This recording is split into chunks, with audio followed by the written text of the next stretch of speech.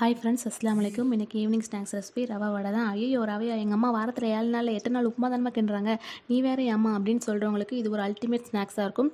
அதுக்கு ஃபஸ்ட்டு ஒரு கடாய் எடுத்து அதில் 2 கப் தண்ணி ஊற்றி தேவையான அளவு உப்பு சேர்த்து கொதி வந்ததுக்கப்புறம் ரவையை போட்டு நல்லா கிளறிக்கிறேன்.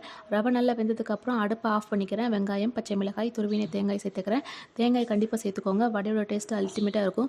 கருவேப்பிலை வேணும்னா சேர்த்துக்கோங்க, என்கிட்ட இல்லை, நான் அதனால் சேர்த்துக்கல. இல்லை ஒரு மிஸ்டேக் பண்ணிட்டேன், ஏற்கனவே செஞ்ச ரெசிபி தானே அப்படின்னு ஆர்வ மிகுதியின் காரணமாக, அதாவது ஆர்வ ங்கிறத எவ்வளோ டீசெண்டாக சொல்கிறேன்னு பார்த்தீங்களா.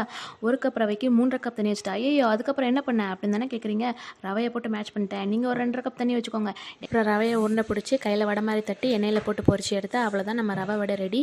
உங்கள் வீட்டில் அரிசி இருக்கோ இல்லையோ, பருப்பு இருக்கோ இல்லையோ, ஆனால் ரவை கண்டிப்பாக இருக்கும். ட்ரை பண்ணி பாருங்கள். ட்ரை பண்ணி பார்த்துட்டு கமெண்ட் பண்ணுங்கள். இன்றைக்கி உங்கள் குழந்தைங்களுக்கு செஞ்சு கொடுங்க. என்னுடைய அடுத்தடுத்த காணொலிக்காக காத்திருங்கள் தோழிகளே. அஸ்ஸலாமு அலைக்கும்.